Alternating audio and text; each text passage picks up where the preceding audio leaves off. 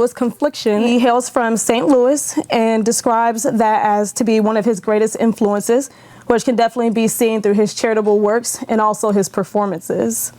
He likes to use his talent to create a self-love and self-awareness movement as well. He's the host of Pagedale's annual Red Ribbon Drug Prevention Program and also facilitates various workshops, including Poetry for Personal Power and also Provident Counseling. Is that correct? Yeah. You also mentored at the St. Louis Juvenile Detention Center. Yes. And have performed at the Pan-African Film Festival in Los Angeles in 2015. And you were the St. Louis Slam Champion in 2013. And most recently, Poet of the Year, named Poet of the Year by St. Louis Star Awards. That is extremely impressive. Well, thank you very much. It sounds a whole lot better when you put it all together like that, right? How does it feel to hear those accolades and those titles? What does that mean to you to be a slam champion? I never really know. Like, it's just kind of like a measure of someone else's competition. You kind of pat yourself on the back for it, but at the same time, you can't really use it to validate you any more than anything else. So I enjoy slamming and things like that, but to like consider myself like as a slam champion is instead of someone who has won slam championships, kind of keeps it into perspective for me. You know? That's really humbling. Yeah. So what do you use as a measure of success or as a measure to, if I do identify as a great spoken word artist? Getting to do what I want to do when I want to do it. I think that's ultimately one of my greatest measures of success. I remember I used to get on stages and I worried so much about what the audience wanted from me. Right. I wouldn't give them what I felt like they should have. And I think that over the years I've become a lot more organic with just being myself and, feeling the crowd and things like that. And I think that's really one of my greatest signs of success outside of everything, being able to be fully freedom. Organic, 100% myself, and be able to roll with whatever comes along that way. Okay, so you walked right into this, so I have to ask, what are some examples of things that the audience wanted you to be versus who you wanted to be as a performer? I can't really say because I don't talk to the audience individually, so I usually can just go from the energy in the crowd. So, for instance, if you're coming up behind a sexual poet or a poet that has a different subject matter, maybe a little raunchy or maybe heavy or rebellious, when you get people up in the energy, they want more of that. They expect more of that. So, or because some of my poems use humor, I'll do maybe 2 funny poems, and then they're expecting from my whole set to represent comedy, and then it gets a little awkward when the next piece I have digs a little deeper, So just different situations where I felt self-conscious about changing the energy or moving the wave of the whole room, according to something that I wanted outside of something that I was seeing. When you say doing something a little deeper, would that be reflective of your experiences mentoring at the Juvenile Detention Center, or more relationship type things? Well, everything that I write about usually kind of represents philosophy more than literal action. So although I use a bunch of different things from my life, and pretty much everything represents my life because I've interacted with all these things, I more so ask questions about our nature rather than the situational, even though if I am using a situational instance, what I'm really still calling to more is what got us here? Why is what in the deeper nature of us is moved by this? Or can you be moved just by me mentioning something so small, but because it's not really small if it's representing a deeper principle or greater path. Do you think that those answers, it's more homogenous, or are you feeling separated from your fan base or just from society? Well, me personally, I think it's very homogenous because I'm only expressing myself. So regardless of any way that it's taken from anyone else, they still receive it. If 100 people disagree with me completely, I still know that it was received in some way. Right. And that's my goal. I got on the stage to be heard. I felt like my position, my demographic wasn't represented properly. So I just wanted to speak from the point of view of a young black male who wanted to be good for no other reason than he wanted to be good. not really having any other roads to walk down. So regardless of how anyone interacts with me from my poetry, I think the fact that they interact with me from my poetry does enough for me already. Where did you get that drive from? That passion to be identified and not just to be seen a part of the masses and have a voice? I think that drive came from, or has always been with me, just in wanting to be understood as an individual and realizing how deserving everyone is of understanding. I remember being a child and seeing different situations with friends, family, and like just neighbors where people would be talked about so bad for simply having emotions or being hurt or wanting attention or different things like that. And I just feel like it's so much a part of us, then one, why not do it if it's so much a part of us? But two, I can never really get to know me unless I'm truly organically me. Like, if I'm doing everything according to someone else's way, then I'm never really going to find myself. So if my goal ultimately is just to find myself, then I just hope that you can find yourself too, or at least see me more in my statements, you know, rather than work towards the whole script of the supposed to be. You know? Right, absolutely.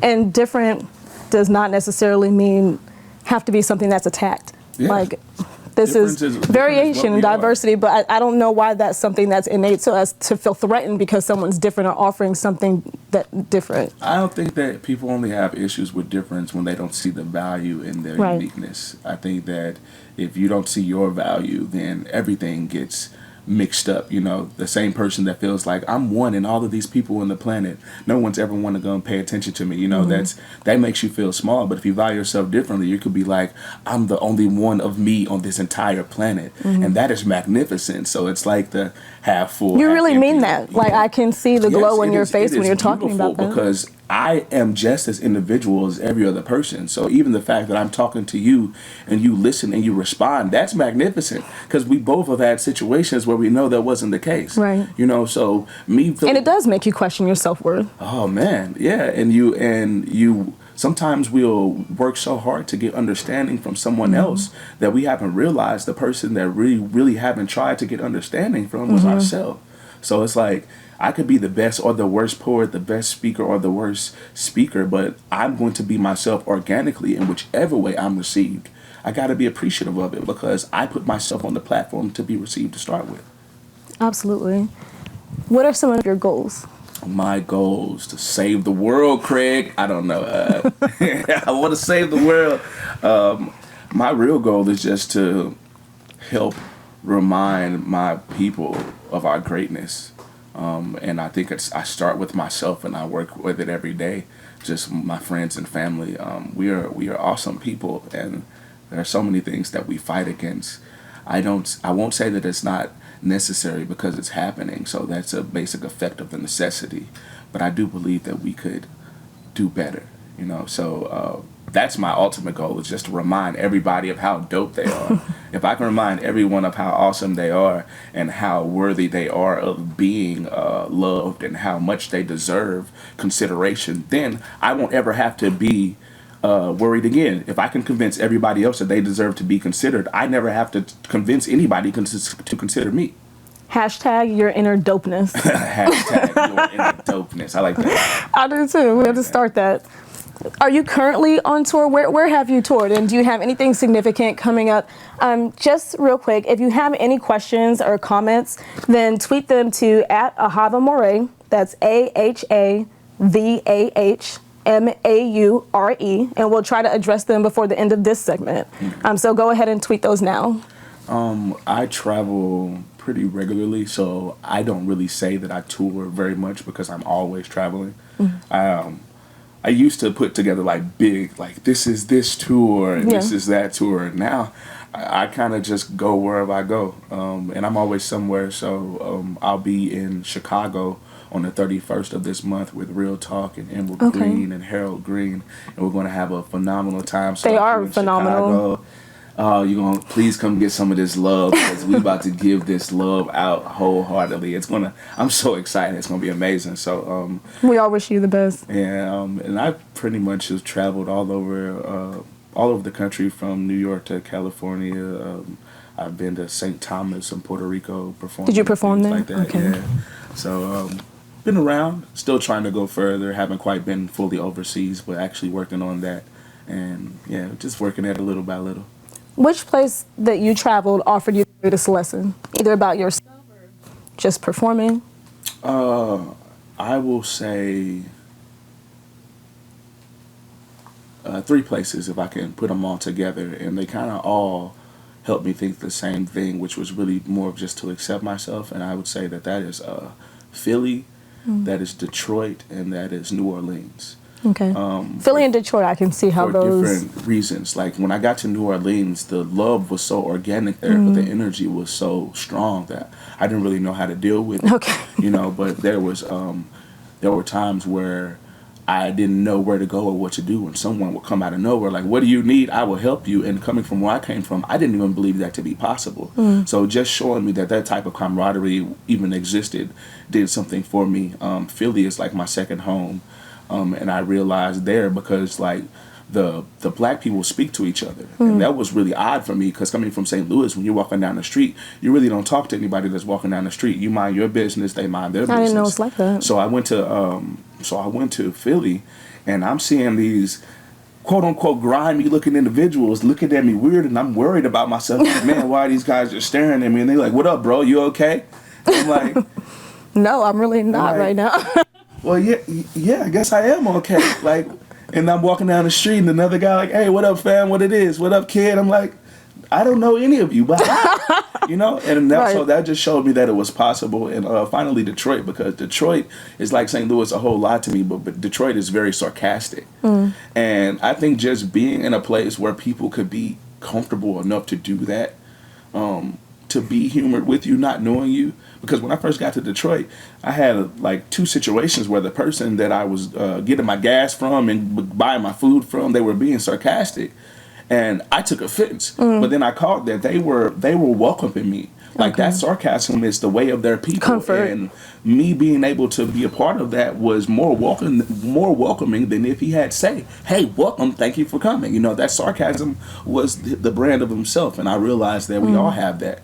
And sometimes we can take offense, but if we just look at situations and try to find the common ground, we can really see how we can be validated by it, you know?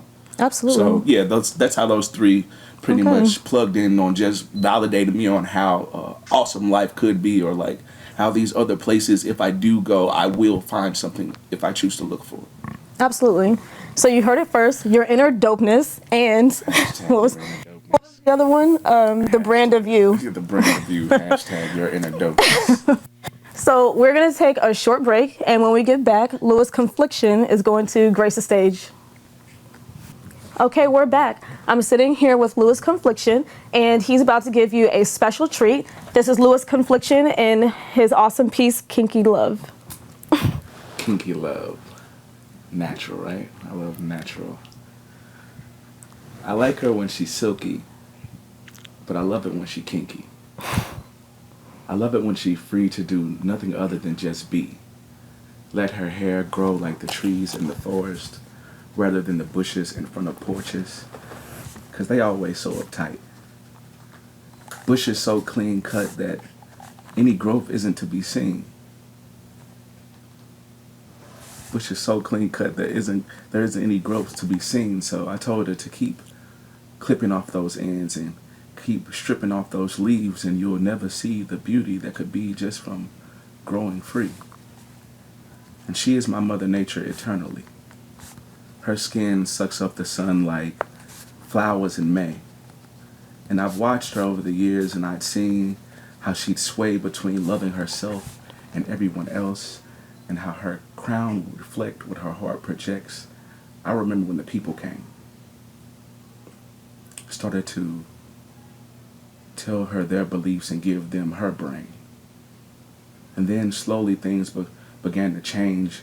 They started to change her image. Started to build skyscrapers to constrict her nature. And eventually, she wanted to be like the buildings that she would see. She started to mimic those straight lines that were all over her world, never realizing that her vines were meant to swirl, twist and twirl, lock and unfurl like life. her vines represented existence. There's going to be some kinks along the road, but they're necessary for growth. Sometimes you need that vine to unwind just so you can see it wind again. Sometimes you got to watch that vine rewind just so you can see that there ain't no straight lines in nature. Now understand that I love her, and whichever way I can have her, I will take her. I've seen her through forest fires and chemical spills and degradation and gentrification. I'm talking about hot combs and perms and weave integration. And let me say that I'm not hating. I love it when she feels beautiful that way. I just wish that she didn't have to. Love it when I can run my fingers through her hair, feel her scalp, free of tracks and feel them naps, because I love to kick it in the kitchen. So you can tell PCJ good riddance. I don't care if your perm has no lie. I am fond of your crown as is. No lie, no mousse, no foam. Lock up, no comb. I don't see nothing wrong as long as my fingers can roam freely through the leaves of your nature. So you can pick it out. You can oil it and you can style it, protect it for later, and understand that your crown is of power and greatness and honor. And I can't wait to put barrettes on my little baby girl's hair who got crowns just like they mama, so twisted and braided and accessorize it, whatever, you know. Holla at your sister, get your curl patterns together, get you a toothbrush for them edges, get you a scarf for when the day ends, learn to accept humidity and coconut oil as your best friend, and I'll be there to the end. And I swear to you with my pinky, because I like them when they silky, but I love them when they kinky. Thank you. First time I ever did that piece from memory. That was awesome. We got through that. That was. So I just have one imperative question. Yes. Is your love life off limits? Can we talk about that today? Oh no, I don't have anything that's off limits in my life. Yeah, I guess that's the best way to put it. Okay, wonderful, because I'm sure I'm not the only person that has a few questions about that now after a hot and steamy poem like that. Hot and steamy. I like that. About hair. That's dope. See how it transcends out there? Oh, yeah. Maybe that's just my mind. I don't know. So more natural, so it works. Was that about a combination of experiences or some experience, someone in particular? No, that was about a mixture of experiences. That was about my mother's hair. And my mother is a beautician, and so she's been doing hair for a long time. Recently, my mother just locked up. So I witnessed her not having to go through all of the issues that she would have from all the chemicals she would have to put in her hair, the drying and all of that. So I just realized no matter which way you consider natural hair, like I appreciate the times that my woman doesn't have to do anything to their hair, you know, like just be free. I like the nappy fro. I like whichever way it turns up, you know, make my fun, have my fun with my fingers in it, but that's just a part of us naturally.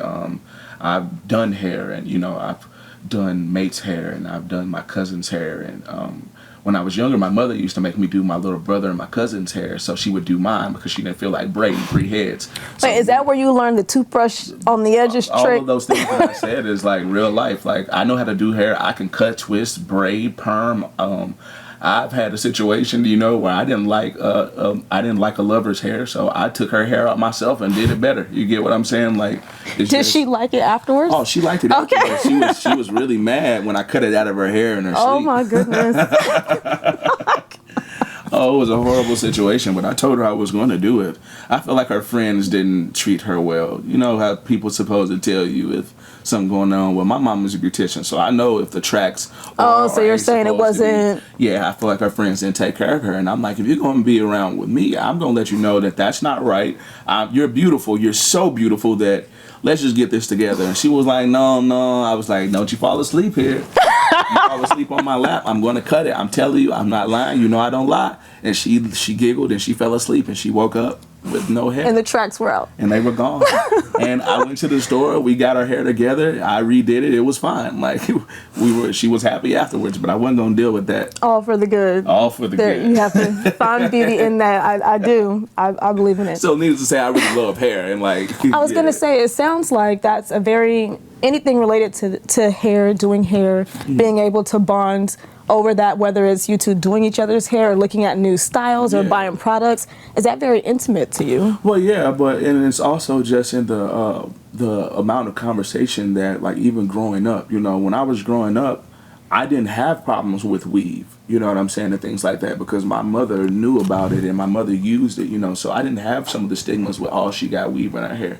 If anything, I was one of those teenagers who was like, oh man, her weave is perfect. That's a girl I'd like to talk to. She cares. She pays attention to detail. You know, so it's just like over, like the just the different ways that hair was a stigma for some young boys. It was never a stigma for me because my mother honestly didn't feel like she was going to live very long. So she wanted to make sure that if I ever had little girls and she wasn't there, that I could do my little girl's hair. Absolutely. If anything happened to the mother or anything like that. So, you know, it's kind of like the crazy genius. Independence. You know, she set me up for a lot of things early in life, but that also made me a lot more appreciative over time of just the dynamic, like a woman's relationship with her hair. I know a lot of women that don't have a relationship with their real hair, you know, and that's a real thing. Like they have no idea how their hair And when you grows. say don't have With how their hair grows, with how it is naturally without being weaved or permed or something like that, without being affected by some external effect, you know. So it's just like, I'm like I said, I'm a fan of however you are, you know, grow whichever way that it is and whichever way makes you feel comfortable. By all means, you should at least have the liberty to try before someone else makes a decision that is less than acceptable. Right. It reminds me of a comment. I don't recall when this was or what I was doing, but I ended up having a picture on Facebook of back, I want to say high school, when my hair was permed, which was actually, I would say, longer than shoulder length to the bust before I cut it off and got the fro. And my best friend, I love her to death, she was like, oh my gosh, why'd you cut your hair? You were so beautiful. Or it was so beautiful. Yeah, and I'm like, well, dang, I think I'm pretty all right now. You know?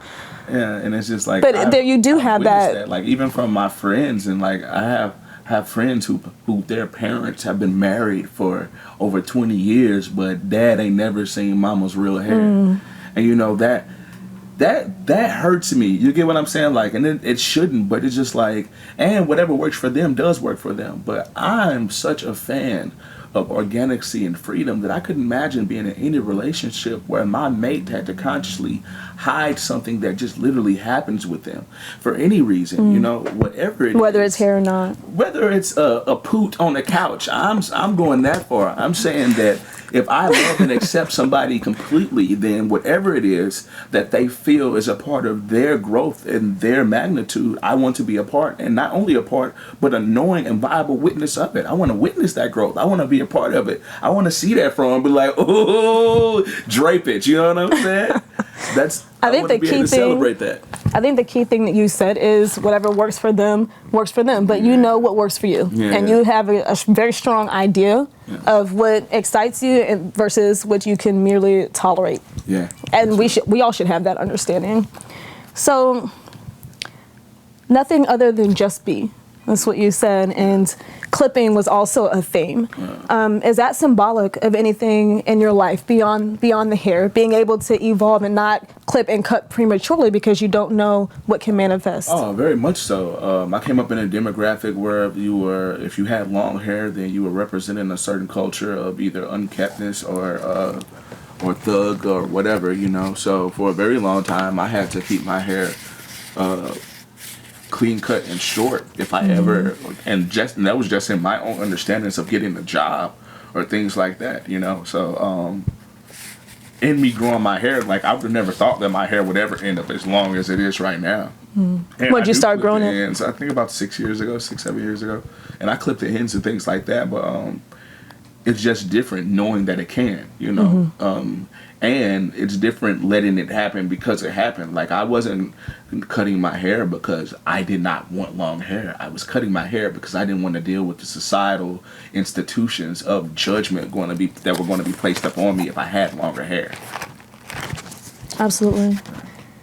So we have some questions. The first one is from Callie Love. Okay. Callie Love. They would like to know, could you see yourself ever cutting your hair and going to another natural look, or just restarting the dreads but short again? Oh, most definitely. I could.